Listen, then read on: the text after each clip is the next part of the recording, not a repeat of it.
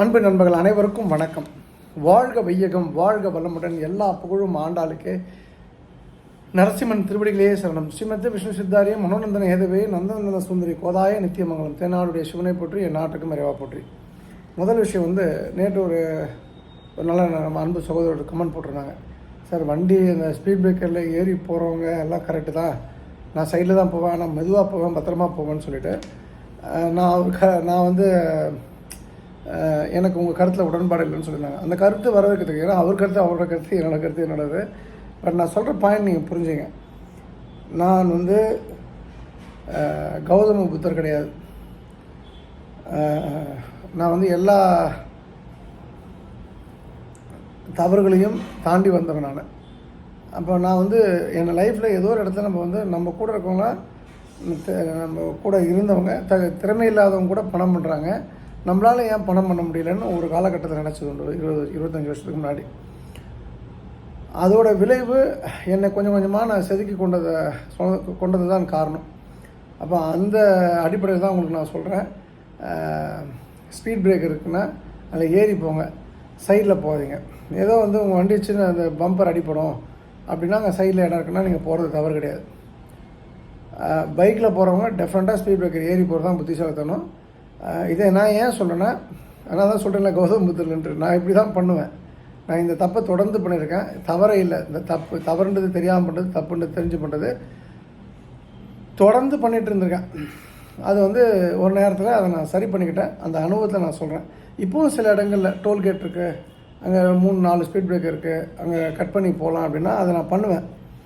அது நான் என் பயண நேரத்துக்குள்ளே நான் போகணும், குறிப்பிட்ட நேரத்துக்குள்ளே போகணும்.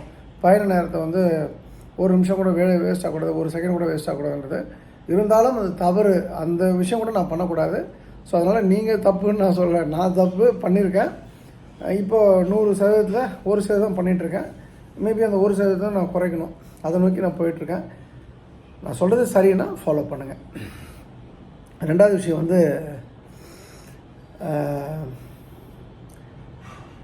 நேற்று சொன்ன அந்த பாப்பாவோட கதையில் ஒரு ஒரு சின்ன விஷயம் என்னென்னா, அந்த குழந்தை அந்த ஆடியோவில் சொல்லும், இந்த பஞ்சாங்கம் இதெல்லாம் வேண்டாம், எனக்கு நம்பிக்கை இல்லை அப்படின்னு சொல்லும், கோவிலுக்கு போகிறது அப்படின்னு சொல்லிட்டு. அப்படின்னா என்னென்னா, கோவில் இந்த பொண்ணு பிரச்சனை வந்தப்போ யாரோ ஒரு கேரளாவில் ஜோசியரை பார்த்து கோயிலுக்கு போய் ஏதோ பண்ணியிருக்காங்க. பட் நான் எப்பவும் சொல்கிறேன், பிரச்சனையை உங்களுக்கு பிரச்சனைன்னு ஏற்படுதுன்னா அதை நீங்கள் தீர உள்ளுக்குள்ளே போய் உட்காந்து அதுக்கு ரூட் காஸ் கண்டுபிடிக்கணும். சொல்யூஷன் தான் ஒரு பிரச்சனைக்கு, ஒரு தீர்வு தான் ஒரு பிரச்சனைக்கு நம்ம கண்டுபிடிக்க போகிறோன்ற முடிவோடு போனீங்கன்னா தீர்வை கண்டுபிடிக்கலாம். ஆனால் தீர்வு கண்டுபிடிச்சதுக்கப்புறம் மறுபடியும் அந்த பிரச்சனை வேறு ரூபத்தில் எரப்ட் ஆகாது, வேறு ரூபத்தில் வராதுன்றதுக்கு யாரும் உத்தரவாதம் கொடுக்க முடியாது. இப்போ தொழிலாளர்கள் சம்பள பிரச்சனை கிளப்புறாங்கன்னா அவங்க கேட்குற சம்பளத்தை கொடுத்துடலாம். ஆனால் யாரோ ஒருவன் தானே அதை தூண்டி விட்டுருக்கணும். அப்போ அந்த யாரோ ஒருவனை நம்ம கண்டுபிடிக்காமல் நாம் ஜெயிக்க முடியாது. இதுதான் நான் சொல்லக்கூடிய விஷயம். ஸோ தயவுசெய்து இது போன்ற இந்த போலி ஜோதிடர்களை நம்பி நீங்கள் வேஸ்ட்டாக போகாதீங்க. ஏன்னா எனக்கு தெரிஞ்சு இந்த ஜோதிடம் வாசல் நிறைய பேர் இருக்காங்க.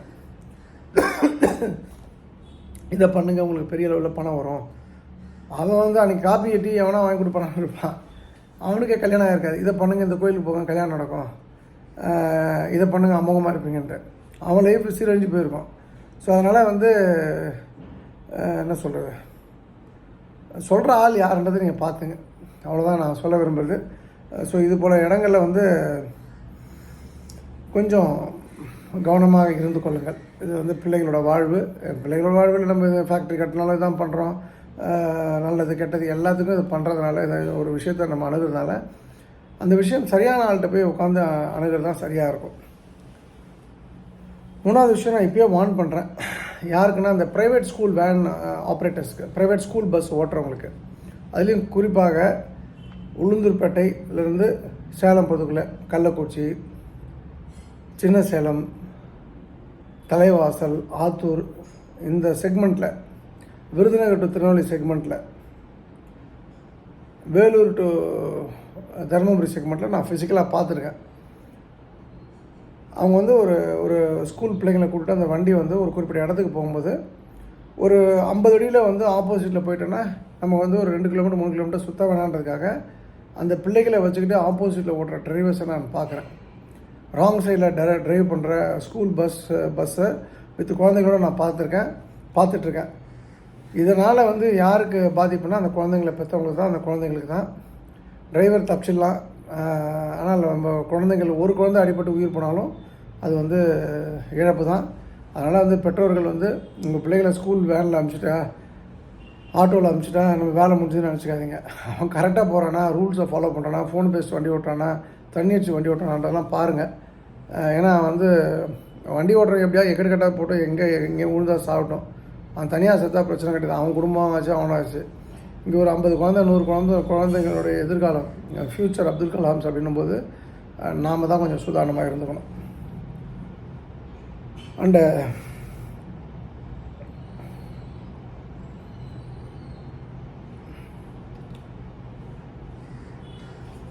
ரெண்டு விஷயம். ஒன்று வந்து நிறைய வீடுகளில் பார்த்திங்கன்னா தண்ணி ஏகப்பட்டது இருக்கும். காவேரி தண்ணி, தாமிரபரணி தண்ணி, வைகை ஆற்று தண்ணி, அங்கே தண்ணி போர்லாம் வந்து 20 அடி 30 அடி தண்ணி வந்துடும். ப்ளஸ் பஞ்சாயத்து தண்ணி, ப்ளஸ் வந்து காவேரி தண்ணி, இது போல் நிறைய 3 வகையான கனெக்ஷன்ஸ் இருக்குது ஒவ்வொரு வீட்லேயும். அந்த ஒரு சில ஏரியாக்களில் இவங்க என்ன பண்ணுவாங்கன்னா, அந்த வீட்டில் இருக்க பெண்கள், பெண்கள்னு சொல்ல மாட்டேன், அது பைத்தியம் பிடிச்ச பிசாசுகள் தான் சொல்லணும், நேரம் போகாமல் ஒரு டியூப்பை போட்டுப்பாங்க. சாயந்தரம் ஆனால் அந்த கேட்டுக்கு வெளில அந்த தண்ணியை ஊற்றுவாங்க. ஏன்னா அப்போ தான் வீடு குளிர்ச்சியாக இருக்குமா. சும்மாவே 2 முறை வண்டி கழுவாங்க. அந்த தண்ணியை எப்படிலாம் வேஸ்ட் பண்ணுமோ அப்படிலாம் வேஸ்ட் பண்ணுவாங்க. அந்த தண்ணி வேஸ்ட் ஆகுதுன்றது ஒரு உணர்வு கூட இல்லாமல் வேஸ்ட் பண்ணுவாங்க. இதை நான் ஃபிசிக்கலாக பார்த்துருக்கேன். அப்போ நான் உங்களுக்கு சொல்லக்கூடிய விஷயம் என்னென்னா, தயவுசெய்து எந்த காலத்தையும், எந்த சூழ்நிலையும், எந்த காலகட்டம், எந்த நிலையிலையுமே தண்ணீரை வேஸ்ட் பண்ணாதீங்க. அது வந்து உங்கள் குடும்பத்தில் அந்த பெண்களை வந்து மனநிலை பாதிக்கக்கூடிய விஷயத்தை, பெண்களுக்கு மனநிலை பாதிப்புன்ற ஒரு விஷயத்தை கொண்டு வந்துடும். ஆண்களுக்கு வந்து நியூரோ இஷ்யூஸ் வந்து வருவதாக நான் என்னுடைய ரிசர்ச் ஃபைண்டிங் பார்த்துங்க. ஸோ வாட்டர் வேஸ்டேஜ் வந்து நாட்டுக்கும் நல்லதில்லை, வீட்டுக்கும் நல்லதில்லை. அண்டு நிறைவாக ஜென்ரலான விஷயத்தில் ஒரு விஷயம் என்னென்னா, கடந்த ஒரு பல வருஷங்களாகவே இந்த விஷயம் பார்த்துட்ருக்கேன். இப்போ நான் என்ன ரெஃபரன்ஸாக எடுத்துருப்பேன், நான் இருக்கேன், எனக்கு கூட அக்கா தங்க அண்ணன் தம்பி கிடையாது, யாரும் பிறக்கல. அசியூம் எனக்கு ஒரு அக்கா தங்க அண்ணன் தம்பின்னு வச்சுங்க, 5 பேர் வீட்டில் இருக்கணும் வச்சுங்க. என்னை பார்க்க ஃப்ரெண்ட்ஸ் வருவாங்க, வயசில் பெரியவங்களும் வருவாங்க, வயசில் குறைவானாலும் வருவாங்க. ஒரு நேரத்துக்கு அப்புறம் என் கூட பிறந்த அக்கா தங்கையோட யாரோ ஒருத்தரோடையோ இல்லை 2 பேரோட லவ் ஏற்பட்டு, தங்கையை ஒருத்தங்க லவ் பண்ணலாம் நம்ம ஃப்ரெண்டு, அக்கா ஒருத்தர் லவ் பண்ணாலும் அவனும் நம்ம ஃப்ரெண்டாக வந்திருப்பான் வீட்டுக்கு. அது வந்து நிறைய இடங்களில் நடந்திருக்கு. நீங்களும் அதை வந்து கடந்து வந்திருப்பீங்க. இப்போ நான் சொல்கிறது என்னென்னா, எந்த சூழ்நிலையிலையும், எந்த காலகட்டத்திலும் அதுபோல் துரோகத்தை இழக்கக்கூடிய நட்பாக நீங்கள் இருந்து விடாதீர்கள். நீங்கள் ஒரே கம்யூனிட்டியாக இருக்கலாம், ஒரே ஜாதியாக இருக்கலாம், ஒரே மதமாக இருக்கலாம், ஒரே இனமாக இருக்கலாம், ஒரே குழுவாக இருக்கலாம், ஒரே கோத்திரமாக இருக்கலாம், என்ன வேணால் நீங்கள் சொல்லுங்கள்.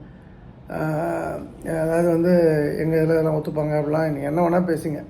ஆனால் நட்பை வந்து சிதைக்கக்கூடிய வேலை, மிகப்பெரிய அயோக்கியத்தனம் எதுன்னா, நட்பு என்ற பேரில் உறவாடி கொண்டு நண்பனுடைய அக்காவையோ தங்கையோ காதலித்து திருமணம் செய்து கொள்வது. அது வந்து அந்த பெண்களுக்கு அது தெரியாது. ஆனால் அதுபோல் நடந்த இடங்களில் இன்றைக்கும் குத்துயிர் கொலையுறாக வாழக்கூடிய குடும்பங்களை நான் சந்தித்திருக்கின்றேன். ஒரு ஒரு ஐயங்கார் குடும்பம், அவர் ரொம்ப நல்ல மனிதர், அவருக்காக ஒரு ஃப்ரெண்ட் ஒருத்தர் வரான், அவர் சமுதாயத்தில் வேறு ஒரு பிரிவை சேர்ந்தவர், திடீர்னு 2 பேரும் ஓடி போய் கல்யாணம் பண்ணிக்கிட்டாங்க. சொல்லியிருந்தால் கூட அவங்க ப்ரிப்பேர் ஆகிருப்பாங்க, மனசை தேத்திருப்பாங்க. காலையில் சாப்பாடு போட்டு காலேஜுக்கு போகிறோன்னு பண்ணிட்டான். அதே போல் நிறைய உதாரணங்கள் உண்டு. ஸோ நெட் நான் சொல்கிறது என்னென்னா, இந்த தவறை உங்களுடைய நண்பர்கள் இல்லை உங்கள் நண்பர்களுக்கு நீங்கள் செய்து விடாதீர்கள், அவ்வளோதான். ஆனால் நம்ம பார்க்க வேண்டிய இன்றைக்கி விஷயம் என்னென்னா, ஒரு இளவரசர், அவர் பார்த்திங்கன்னா ஒரு ஒரு பெரிய பலசாலி, வால் வீச்சுன்னா அவர் அடிச்சுக்க ஆள் கிடையாது. அவர் வாழ்ந்த காலத்தில் உலகத்திலே அப்படிப்பட்ட இளவரசர் வந்து ஒரு நாள் அவங்க அப்பாவோட அந்த மகாராஜாவோட பேசிகிட்டு இருப்பார். பேசும்போது அரசர் அவர் நல்லா பாராட்டுவார். சின்ன சின்ன விஷயத்த கூட நுணுக்கமாக பார்த்து கட் பண்ணுற பெரிய வீரர் அப்படி சொல்லும்போது ஒரு எலி ஓடும். உடனே டக்குன்னு அவனுக்கு ஒரு ஈகோ, அப்பா முன்னாடி இந்த எலியை அடிச்சிடான் பண்ணிட்டு உடனே வால் வீசினா எலி தப்பிச்சு போயிடுது. அந்த எலியை நோக்கி வால் வீசும்போது ரொம்ப அசிங்கமாக போயிடுது. 2 நாள் சோகமாக இருப்பான். உடனே என்ன பண்ணுறதுன்னு யோசிச்சுட்டே இருப்பான். அவங்க அப்பா கேட்பார், ஏன் சோகமாக இருக்குன்ட்டு. மாதிரி அந்த எலி ஓடி போச்சுல, ஏன்னா வாளால் அதை வந்து நான் வீழ்த்த முடியல. இது என்ன பெரிய விஷயம், இது எதுக்கு வாலெலாம் போய் குழப்பிட்டுருக்க, நம்ம அரண்மனை பூனை விட்டால் அது சாவடிக்கு போகுதுன்னொன்னே அரண்மனையை பூனையை விடுவாங்க, அது பாட்டு உள்ளே போய் ஒழிஞ்சிக்கும், லாபமாக தப்பிச்சு போயிடும். ரெண்டாவது வந்து இன்னும் இப்போ என்ன பண்ணுறது அப்படின்னு யோசிக்கும்போது ஒரு தலைமை அமைச்சர் சொல்லுவார், பெர்சியன் பூனைகள் தான் சிறந்த பூனைகள், அந்த பூனைகளை வரவழைப்பான், அது நொடி போல இதை பிடிச்சிடும்னு சொல்லிட்டு அந்த பூனைகளும் வரும். இந்த எலி மறுபடியும் லாபமாக தப்பிச்சு போயிடும், பிடிக்க முடியாது, ரொம்ப அசிங்கமாக போயிடும். என்ன பண்ணுறதுன்னு ஒரு வாரம் யோசிச்சுட்ருப்பாங்க. அரசருக்கு அதனால் நோயே வந்துடும், மன அழுத்தம் வந்து நோயே வந்துடும். அப்போ அவரை மெய்காப்பாளர் சொல்லுவாள் வந்து, ஏன் அரசே உங்களுக்கு என்னென்ன நோய் வந்து எனக்கு தெரியும், என்கிட்ட இந்த பொறுப்பாக படைச்சிங்கன்னா உங்களுக்கு நான் தீர்வு கொடுக்குறேன்னு. என்னடா நீ என்னடா தீர்வு கொடுப்பேன் அப்படின்னு. நான் ஒரு பூனையை கூப்பிட்டு வரேன், அந்த பூனை அந்த எலியை சாப்பிட்றேன்னு சொல்லிட்டு உடனே ஒரு பயங்கரமான ஒரு பூனையை கூப்பிட்டு வருவான். அது ஒரு ஹைட் அண்ட் வெயிட்லாம் ஒன்றும் கிடையாது, சின்ன பூனை தான். அதை இறக்கி விட்டோன்னே நொடி பொழுதில் அந்த எலியை கவிட்டு வெளில ஓடிடும் அரண்மனையை விட்டு. அரசருக்கு ஒரே மகிழ்ச்சியாக, இளவரசனுக்கு ஒரே மகிழ்ச்சி. என்னடா அரண்மனை பூனை பண்ணாத, பர்சியன் பூனைகள் பண்ணாத வந்து நம்மளுடைய மெய்காப்போட பூனை பண்ணிச்சா, நீ எங்கேருந்து அந்த பூனை கொண்டு வந்த, எந்த நாட்டிலேருந்து இந்த பூனை வந்தது, இவ்வளோ அறிவாக இருக்க, இவ்வளோ புத்திசாலியாக இருக்க, இது சாதாரண பூனை கிடையாது, அரண்மனை பூனை ஆக்கிடுமா, அரண்மனை புலவர் மாதிரி அரண்மனை பூனை ஆக்கிடுவான்னு அரசர் கேட்பார். அட நீங்கள் ஒன்று சும்மா இருங்க அரசரே, அது என் வீட்டில் கிடந்த பூனை, நான் வந்து அது 3 நாளைக்கு ஒரு வாட்டி தான் சாப்பாடு போடுவேன், அது ஒரு நாள் எக்ஸ்ட்ரா சாப்பாடு போடல, அது ஆட்டோமேட்டிக்காக வந்து பசியில் போய் ஓடி போய் பிடிச்சிது, இதுக்கு என்னத்துக்கு பூனைக்கு வந்து பர்சியன் பூனை அரண்மனை பூனைன்னு சொல்லிட்டு. இந்த கதை வந்து இது ஏதோ நம்ம சாதாரணமாக கடந்து போகிற கதையை நினச்சிடாதீங்க. இதில் நாம் புரிஞ்சிக்க வேண்டியது என்னென்னா, அந்த இளவரசுக்கும் ராஜாவுக்கும் புரிஞ்சது அதுதான். அரண்மனைக்குள்ளே வந்து பூனைகள் நன்கு தின்று கொழுத்திருந்தது, அதனால் அதனால் பிடிக்க முடியல. அந்த பர்சியன் பூனைகளும் நல்லா தின்னு நல்லா திமிர் எடுத்து போயிருந்தது, அதனால் அதையும் பிடிக்க முடியல. ஆனால் எந்த ஒரு வேலையும் நல்லபடியாக முடியணுன்னா அதுக்கு வந்து ஒரு பசி வேணும். பசின்றது இந்த பசி சொல்லலாம், மனசுலேயும் பசி இருக்கணும். அப்போது இந்த பூனைக்கு, இவன் கூட்டு வந்த பூனைக்கு பசி இருந்ததுனால அது எலியை காலி பண்ணிடுச்சு. நான் இதை தான் சொல்கிறேன், அது வந்து அழகாக வாக்கியமாக சொன்னேன். எந்த ஒரு வேலையும் வெற்றிகரமாக செய்து முடிக்க வேண்டும் என்றால் முதலில் அதனை பற்றிய பசி அல்லது தேவை அல்லது தேடல் ஒருவருக்கு இருக்க வேண்டும். அது ஞானமாக இருந்தாலும் சரி, பொருளாதார ரீதியாக பொருள் சம்மந்தப்பட்ட விஷயமாக இருந்தாலும் சரி, அப்போது தான் அந்த காரியத்தை கச்சிதமாக செய்து முடிக்க முடியும். நம்ம எல்லோருக்குமே இலக்கு வேணும். இலக்கு நிர்ணயிச்சிட்டா போதுமா சொக்கலிங்கம், நம்ம நல்லா வந்துடுவோமா அப்படின்னு கேட்டிங்கன்னா, இலக்கை அடைய கொழுந்து விட்டு எறியக்கூடிய ஆசை வேண்டும். வெறும் ஆசை பத்தாது. ஆங்கிலத்தில் பேர்னிங் டிசையர் அப்படின்னு சொல்லுவாங்க. அப்படியே தகன்னு எரியணும், அப்போ தான் அது வந்து சாத்தியப்படும். ஸோ உங்கள் அனைவருக்கும் அதுபோல் கொழுந்து விட்டு எறியக்கூடிய ஆசையை நீங்கள் உருவாக்கி நீங்கள் நினைத்த இலக்குகளை மிக விரைவில் அடைந்திட நான் வணங்கும் ஆண்டாளை பிரார்த்திக்கிறேன். இந்த அருமையான வாய்ப்பு கொடுத்த திருச்செந்தூர் பணிமுகம் தாய் ஆண்டாளுக்கு நான் சொல்கிறேன் மனமார்ந்த நன்றி. மீண்டும் நாளை இரவு உங்களை தொடர்பு கொள்கின்றேன். ஆடி ஆடி அகம் கரைந்து இசை பாடி பாடி கண்ணீர் மல்கி எங்கும் நாடி நாடி நரசிங்கா வென்று வாடி வாடும் இவ்வானுதிரே. எல்லா புகழும் ஆண்டாளுக்கே. நரசிம்மன் திருவடிகளே சரணம். நன்றி, வணக்கம், சர்வம் கிருஷ்ணார்ப்பணம். ஸ்ரீராம ஜெயம். ஒரு சின்ன ஒரு விஷயம் மட்டும் சொல்லிடுறேன். திருச்செந்தூர் பௌர்ணமி பொறுத்த வரைக்கும் இந்த கந்த சஷ்டி கொஞ்சம் ப்ராப்பராக பிளான் பண்ணோம். இந்த முறை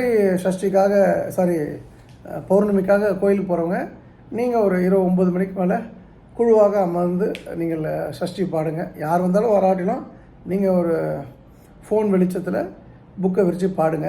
உங்களுக்கு மனப்பாடம் தெரியுன்னா சத்தமாக பாடுங்க, உங்க கூட சேர்ந்து ஒரு 10 பேர் பாடுவாங்க. எவ்ரி 2 hours ஒன்ஸ் பாடுங்க. ஸோ உங்களுக்கு முருகரை பற்றி நினைவும் இருக்கும். முருகருடைய மண்ணில் முருகருக்காக நம்ம வந்து எதுவும் எதிர்பாராமல் இந்த பாட்டை பாடும்பொழுது நாமும் எதிர்பாராத விஷயங்களையும் சேர்த்து நமக்கு முருகர் அள்ளி கொடுப்பார். கடவுள் மட்டும்தான் உண்மை. இந்த பரிகாரங்கள் பின்னாடி போய் எந்திரம், தகடு, தாயத்து, நியூமராலஜி, ஜோசியம் போய் உங்கள் லைஃப்பை வேஸ்ட் பண்ணிக்காதீங்க. வாஸ்து மட்டும் யோக்கியமான வாஸ்துபடி வீடு கட்டலாம். நீங்கள் செய்த கர்ம பலன் பாசிட்டிவான பலன் கொடுக்கும், நெகட்டிவான பலனை கொடுக்கும். ஸோ எதாக இருந்தாலும் ஒரு கட்டுக்குள்ளே தான். ஸோ எல்லாத்துக்கும் மேலே கடவுள். ஸோ கடவுள்கிட்ட சரணாகதி அடைங்க. நீங்கள் அனைவரும் வெற்றி பெறுவீர்கள்.